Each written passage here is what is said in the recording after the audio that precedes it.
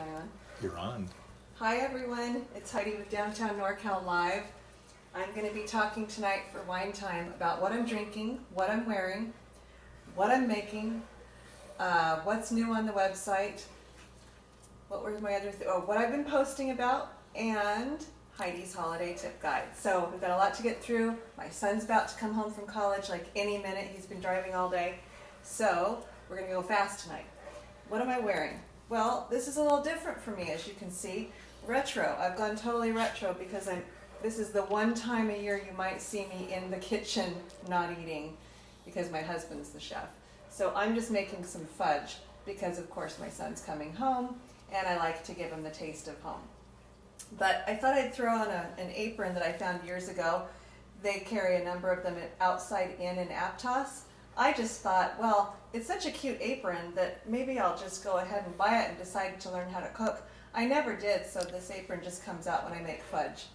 So anyway, also some nice little pants from Shoo Davis.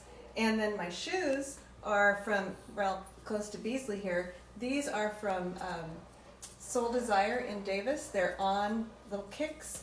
Love these shoes. You should check them out. They carry women's. And anyway, that's my outfit. Also, for fun, I thought totally going retro would be a nice touch. So here, my sister, for her wedding, I wore these pearls, because it's retro, me in the kitchen especially. But what am I drinking?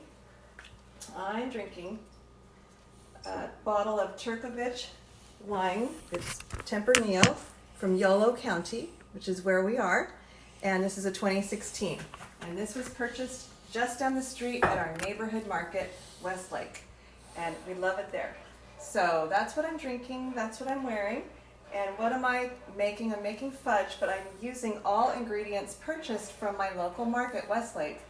And I love Westlake because it is family owned and super convenient. We forget anything and we can just pop down there. So go support your local markets, whatever that is. I also like Nugget Market in our area because when you go there, if you want to support your local charities, you can donate a part of your purchase to those charities. They always say yes to the sports teams, your kids' schools, and whatnot. So think about your local markets the holiday season. They need your support year-round, but especially in the holidays when we're all spending money at the grocery store. Okay, new on the website is a blog that I did from visiting Hayes Valley in San Francisco. So go check that out at downtownnorcal.com, downtownnorcal.com. Now, why did I go to Hayes Valley when there's so much of San Francisco to cover? Very good, precise reasons that you have to read about. It's a really spectacular hub for small businesses, and the story about how it came to be is very interesting, and you can read about it again at downtownnorcal.com. On Facebook and Instagram the last couple of weeks, I've been posting about a lot of gift ideas, all of them sustainable or eco-friendly. And never has it been easier to find this kind of gift. And so you get some ideas from me on my posts. So go ahead and visit me on Facebook or Instagram at Downtown NorCal, and you will find a lot of ideas, and they're all very affordable as well. So I think it's important, especially in the season of consuming more, that we think about how we're consuming. So when you visit my website, I always include a collection of articles under connectors that help us think about ways we can reduce our carbon footprint and really help the world. I'm not saying be a Scrooge and don't share gifts. That's part of the human experience. That's important. But do think about those kinds of gifts that might be more meaningful because they're helpful to the earth. Okay, that's what I've posted. That's my blog. Now, I'm making fudge mostly for my son, but if he eats the whole thing, it's going to be way too much for him even. And so some of this is going to go to my neighbors, which of course I imagine a lot of you do neighborhood gifts. And so, it could be your bottle of wine or your something from your kitchen. But I'll tell you, the people you don't want to give homemade gifts to are the people who deserve tips. So that's my holiday tip guide that I'm going to go through. When I used to write my personal shopper column for the newspaper, I would often be called up by the local TV stations to go on and talk about tips. And so this is kind of a standard rule. There are no, hard and fast rules about giving. The important thing is that you show your gratitude by supporting businesses year-round that support your family.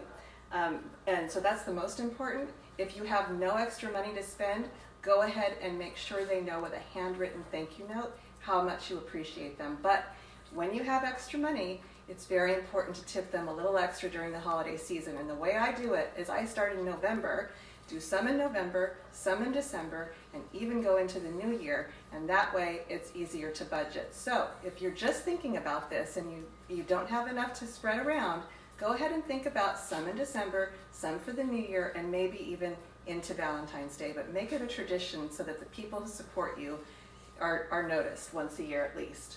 So here's my guide. For personal services like your hairstylist, your massage therapist, your bikini waxer, go nuts, 20% is your typical tip. So what I want you to do is double it the next time you get a service. So if you get $100 in services, if your hair costs $100 or your massage is $100 and you normally give a 20% tip, your next tip is going to be $40 total. Okay, that's 20 plus 20. For your kids' coaches, music teachers, go ahead and give them the equivalent of one lesson, the cost of one lesson. So if your tennis coach, for example, is $50 a time, or your music teacher $50 a time, go ahead and give them a $50 tip. For your child's teacher, this is really, really important. Teachers get a lot of lovely things from kids and they're always heartfelt and appreciated. The best thing you can do is have your child tell their teacher how much they appreciate them. Have them do that with a homemade card and just a nice encouraging letter to the teacher. As far as gifts go, please refrain from sending a lot of trinkets to the teachers. They do love them, of course. They love those kids. But it's best not to give them more than they can manage because there's a whole new class coming next year of 30 kids or whatever. As well, a lot of kids don't have the same resources. So it's very important that you can connect as a class and support kids and teachers together. So get one class gift with no obligation that every child participate. That way no child is judged based on their capacity to give, and everyone feels a part of giving that teacher something special. The last category would be those people who come into your home. So your gardeners, your housekeepers, nannies, the equivalent of 1 week of service. So if you have a gardener who charges you $100 a week, or maybe they come every 2 weeks and it's $100, you're going to give them a $100 tip.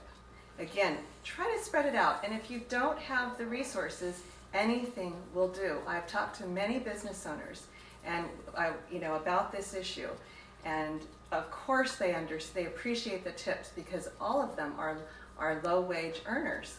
But the most important thing they appreciate is your business. So it's back on you to appreciate them during the holidays.